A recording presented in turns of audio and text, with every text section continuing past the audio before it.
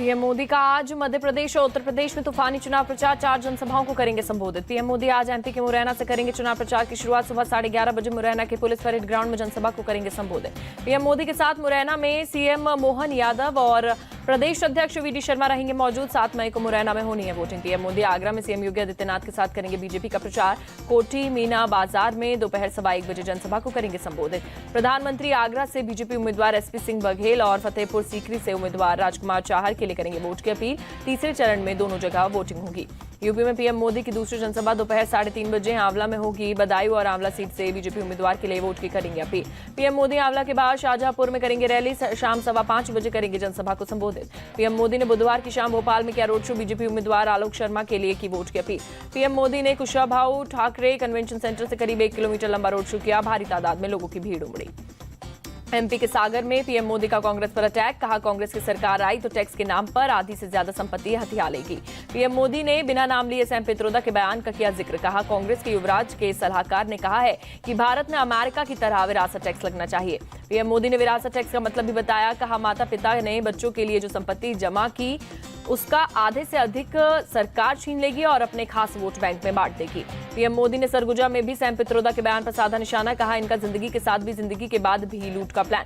PM Modi ने कांग्रेस को बताया ओबीसी वर्ग का सबसे बड़ा दुश्मन। कहा, कांग्रेस धर्म के नाम पर आरक्षण देना चाहती है। पीएम मोदी ने बैतूल में किया इंडी गठबंधन पर हमला। कहा, चर्चा है कि इंडिया अलायंस वाले 1 ईयर 1 पीएम फॉर्मूला बना रहे। पीएम मोदी का इंडी गठबंधन पर तंज। कहा, ये पीएम की कुर्सी का भी ऑक्शन करने में लगे हैं। जो बोली लगाएगा वो 1 साल कुर्सी पर बैठेगा। पीएम मोदी ने एमपी के पूर्व सीएम शिवराज सिंह चौहान को बताया पुराना साथी। कहा, यदि चुनाव जीते तो मंत्रिमंडल में होंगे शामिल।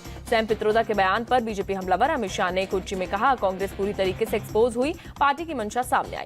पूर्व सीएम शिवराज सिंह चौहान का निशाना। कहा, कांग्रेस सत्ता में आई तो लोगों के घर, खेत और दुकानें सुरक्षित नहीं रहेंगी। स्मृति ईरानी बोली, कमाई का हिसाब लेकर संपत्ति छीनना चाहती है कांग्रेस ताकि अपने चहेतों को बांट सके।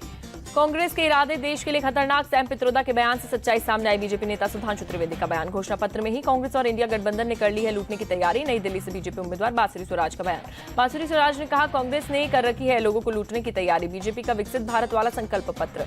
सैम पित्रोदा के बयान से कांग्रेस का किनारा। मल्लिकार्जुन खड़गे बोले, कांग्रेस का ऐसा कोई इरादा नहीं, पीएम खेल खेल रहे।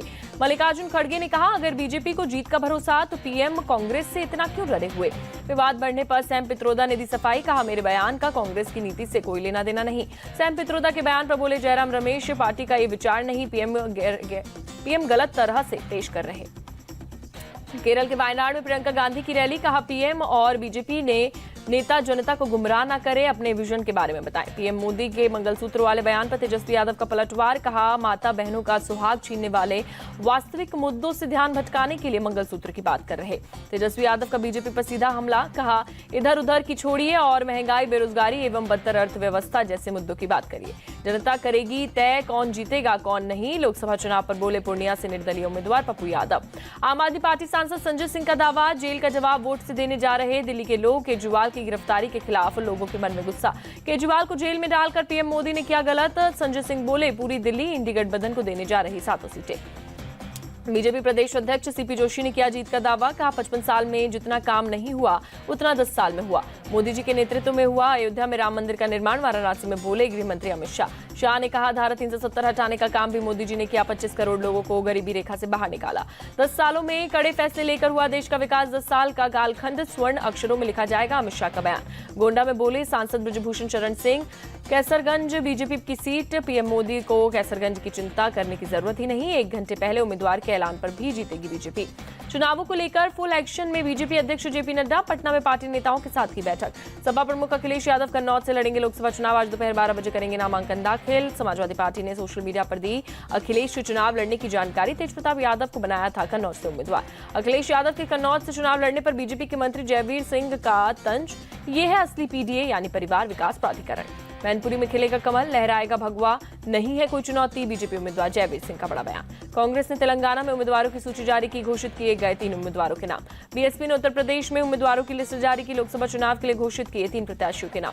पीएम मोदी का 400 पार का सपना नहीं होगा सफल। चुनाव जीतने के बाद फिर खोलेंगे 700 मदरसे। एआईयूडीएफ प्रमुख बदरुद्दीन अजमल ने किया दावा। सीएम ममता ने किया रक्षा मंत्री राजनाथ सिंह पर हमला। कहा, राजनाथ सिंह ने पूछा था कौन भाई का लाल सीएए को रोकेगा। मैं कहती हूं मैं रोकूंगी। बीजेपी को खुश करने के लिए 7 चरण में चुनाव करवा रहा चुनाव आयोग, सीएम ममता बनर्जी का निशाना। तेजस्वी यादव ने पीएम मोदी पर निशाना साधा, बोले बिहार में आपको 40 में से 39 सांसद दिए, आपने 10 साल में बिहार को क्या दिया। बंगाल में टीएमसी सांसद अभिषेक बनर्जी के खिलाफ एफआईआर, बीजेपी प्रत्याशी रूपमित्रा चौधरी पर अपमानजनक टिप्पणी का आरोप, बीजेपी नेता शिशिर बाजोरिया ने दर्ज कराया केस। मुर्शिदाबाद में टीएमसी नेता अभिषेक बनर्जी का बड़ा दावा, बीजेपी के 10 बड़े नेता टीएमसी में शामिल होने के लिए कतार में, सही वक्त पर खोलेंगे दरवाजा। त्रिपुरा के सीएम माणिक साहा ने कहा, जनता का आशीर्वाद पीएम मोदी के साथ है, बीजेपी 370 से ज्यादा सीट जीतेगी। पूर्व कांग्रेस नेता आचार्य प्रमोद कृष्ण ने कहा, विपक्ष में भारतीय संस्कृति सभ्यता के विरोधियों का एक गैंग बन गया जो पीएम मोदी को हटाना और मिटाना चाहता। आंध्र प्रदेश सरकार पर रक्षा मंत्री राजनाथ सिंह ने साधा निशाना, कहा वाईएसआरसीपी सरकार ने जनता को दिया धोखा। वाईएसआरसीपी के शासन में बढ़े लैंड माइनिंग और लेकर माफिया, आम जनता हुई कमजोर, अनकापल्ली में बोले राजनाथ सिंह। सीएम नवीन पटनायक पर बोले बीजेपी विधायक मोहन चरण मांझी, सीएम पटनायक के लिए समर्थन का प्रतिशत 80% से घटकर 60% हो गया। बीजेपी प्रवक्ता शहजाद पूनावाला बोले, पीएम मोदी ने इंडी गठबंधन पर खोल दी पोल, हर साल नया पीएम, विपक्षी गठबंधन का फॉर्मूला, ये पीएम की कुर्सी को भी करना चाहते नीलाम। दिल्ली में हौसखास मेट्रो स्टेशन के बाहर आम आदमी पार्टी कार्यकर्ताओं का प्रदर्शन, नई दिल्ली से आम आदमी पार्टी उम्मीदवार सोमनाथ भारती भी मौजूद, जेल का जवाब वोट से लेके लहराए बैनर। नोएडा में आज ट्रैफिक डायवर्जन लागू, मंडी से पोलिंग बूथों को रवाना होंगी पोलिंग पार्टियां, मंडी के आसपास बना नो वाहन जोन, डीसीपी ट्रैफिक ने दी जानकारी। मेरठ में मतदान की पूरी तैयारी, डीएम दीपक मीणा ने कहा, मतदान कर्मियों के लिए पूरी व्यवस्था की गई, पोलिंग पार्टियां आना शुरू हो चुकी। चुनाव को लेकर मणिपुर में भी सभी व्यवस्थाएं पूरी, 4000 से अधिक पुलिसकर्मी तैनात, संवेदनशील बूथ पर हो रही वेबकास्टिंग। जयपुर में पूर्व सीएम गहलोत के पूर्व ओएसडी लोकेश शर्मा का बड़ा खुलासा, सीएम गहलोत के ही आदेश पर पायलट समेत दूसरे नेताओं ने किए थे फोन टैप। लोकेश शर्मा का आरोप, अशोक गहलोत ने ही मुझे दी थी ऑडियो क्लिप वाली पेन ड्राइव और पेपर, मीडिया में पहुंचाने का दिया था आदेश। कोर्ट ने छत्तीसगढ़ के पूर्व आईएएस अनिल टुटेजा की कस्टडी ईडी को दी, 29 अप्रैल तक पूछताछ करेगी ईडी। पीएमएलए के तहत शराब घोटाले की जांच कर रही ईडी। पटना के पुनपुन में जेडीयू के युवा नेता सौरभ कुमार की गोली मारकर हत्या, जबकि सौरभ का साथी मुनमुन कुमार गोलीबारी में हुआ घायल। सौरभ और मुनमुन बढ़िया कोल में एक रिसेप्शन पार्टी में आए थे, अनजान हमलावरों ने पार्टी पर की फायरिंग। पार्टी में फायरिंग के बाद लोगों का भड़का गुस्सा, लोगों ने पुनपुन नेशनल हाईवे 83 को किया जाम। घटना के बाद मौके पर पहुंची लालू प्रसाद यादव की बेटी मीसा भारती, भीड़ को समझा बुझाकर शांत किया। पुलिस फिलहाल मामले की जांच और हमलावरों की तलाश में जुटी। सौरभ की हत्या की वजह अभी साफ नहीं। दिल्ली में इंडिया गेट के पास एक आइसक्रीम वाले की हत्या, 25 साल के प्रभाकर का चाकू मारकर कत्ल किया। पुलिस के मुताबिक प्रभाकर के एक शख्स से आइसक्रीम के पैसे को लेकर हुई थी झड़प, शख्स ने चाकू से किया हमला। प्रभाकर पर हमले के बाद आरोपी फरार, पुलिस सीसीटीवी की मदद से आरोपी की पहचान करने में जुटी।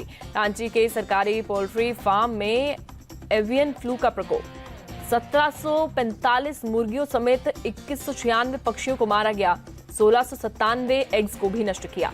रांची में एवियन फ्लू मिलने के बाद पशुपालन विभाग ने जारी किया अलर्ट, विभाग ने बनाई आरआरटी टीम, फ्लू मिलने वाली जगह के 1 किलोमीटर के आसपास मुर्गियों को मारने का आदेश। मध्य प्रदेश के धार में भोजशाला में एसआई सर्वे का आज 35वां दिन, सर्वे के लिए भोजशाला परिसर में पहुंची टीम। सीएम प्रमोद सावंत ने कार्यकर्ताओं के साथ मनाया अपना जन्मदिन, कहा मेरी इच्छा पीएम मोदी का 400 पार का सपना हो पूरा। पश्चिम बंगाल के कई जिलों में लू की आशंका, मौसम विभाग ने जारी किया लू का अलर्ट। वडोदरा के चिड़ियाघर में गर्मी से बचाव के किए गए इंतजाम, जानवरों के बाड़ों में लगाए गए कूलर, पानी छिड़काव भी किया जा रहा।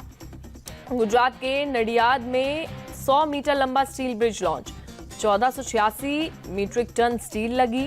भुज की वर्कशॉप में किया गया निर्माण, बुलेट ट्रेन प्रोजेक्ट में बना स्टील ब्रिज। तमिलनाडु के मदुरई में चिथिराई उत्सव की धूम, हजारों श्रद्धालुओं ने किया भगवान कल्लाजगर का स्वागत। एमपी के धार में दिव्यांग क्रिकेटर और कलेक्टर ने खेला क्रिकेट मैच, वोटिंग जागरूकता बढ़ाने को लेकर दिव्यांगों के साथ खेला मैच। इजराइल और हमास के बीच जंग जारी, गाजा के राफे में इजराइल की एयर स्ट्राइक, 3 की मौत। गाजा पट्टी में इजरायली सेना की भीषण बमबारी जारी, आसमान में दिखा काले धुएं का गुबार। फलस्तीन का दावा है इजराइल हमास जंग में अब तक 34,000 से ज्यादा फलस्तीनियों की मौत। गाजा के राफा शहर में सहायता सामग्री से भरा ट्रक पहुंचा। युद्ध के बाद से गाजा में खाने पीने की परेशानी झेल रहे लोग। इजराइल के यरूशलेम में सरकार के खिलाफ प्रदर्शन, हमास के बनाए बंधकों की रिहाई के लिए प्रदर्शन। इजरायली सेना के मुताबिक हमास के कब्जे में अभी तक है 133 बंधक, उन्हें छुड़ाने तक हमास के खिलाफ जारी रहेगी सैन्य कार्रवाई। इजरायली सेना ने गाजा में हर जगह से हमास को खोज निकालने की प्रतिबद्धता दोहराई। हमास के जारी किए गए बंधक के वीडियो का दिया हवाला। अमेरिकी राष्ट्रपति जो बाइडेन ने $95 बिलियन की सैन्य मदद का ऐलान किया। यूक्रेन, इजराइल और ताइवान को दी जाएगी मदद। राष्ट्रपति जो बाइडेन ने सैन्य मदद पर मंजूरी को बताया अमेरिका, यूरोप और विश्व शांति के लिए अच्छा दिन। कहा कि अमेरिका को और सुरक्षित बनाएगा। यूक्रेन के राष्ट्रपति जेलेंस्की ने सैन्य मदद की मंजूरी पर राष्ट्रपति बाइडेन का शुक्रिया अदा किया। रूसी हमले के बचाव के लिए मदद को बताया जरूरी। यूक्रेन के खार्किव पर रूस का मिसाइल अटैक, स्थानीय प्रशासन के मुताबिक 6 लोग जख्मी। रूस ने S-300 मिसाइल से किया हमला, कई इमारतों को हुआ नुकसान। मिसाइल गिरने की वजह से मैदान में बना गहरा गड्ढा। अमेरिकी उपराष्ट्रपति कमला हैरिस की सुरक्षा में तैनात सीक्रेट सर्विस एजेंट को हटाया गया। दूसरे अधिकारियों के साथ विवाद के बाद सरकार का फैसला। केन्या में भारी बारिश और बाढ़ से बिगड़े हालात, अब तक 38 लोगों की मौत, हजारों लोगों को किया गया विस्थापित। रूस के टूमेन क्षेत्र में बाढ़ से हालात खराब, सड़कों पर जलभराव, 4200 से ज्यादा लोगों को सुरक्षित स्थान पर पहुंचाया गया। NSA अजित डोभाल ने मॉस्को में रूस के राष्ट्रीय सुरक्षा सलाहकार से मुलाकात की। द्विपक्षीय सहयोग में हुई प्रगति की समीक्षा। फ्रांस के राष्ट्रपति इमैनुअल मैक्रों का दिखा अनोखा अंदाज, एक चैरिटी फुटबॉल मैच में जोरदार खेल का किया प्रदर्शन। IPL में आज सनराइजर्स हैदराबाद और रॉयल चैलेंजर्स बेंगलुरु के बीच होगा मुकाबला। हैदराबाद में होगी भिड़ंत, शाम 7:30 बजे शुरू होगा मैच। अमेरिका में FIDE कैंडिडेट 2024 जीतने के बाद भारत लौटे गुकेश डी। चेन्नई एयरपोर्ट पर किया गया भव्य स्वागत। फैंस ने पगड़ी माला पहनाकर चेस खिलाड़ी का वेलकम किया।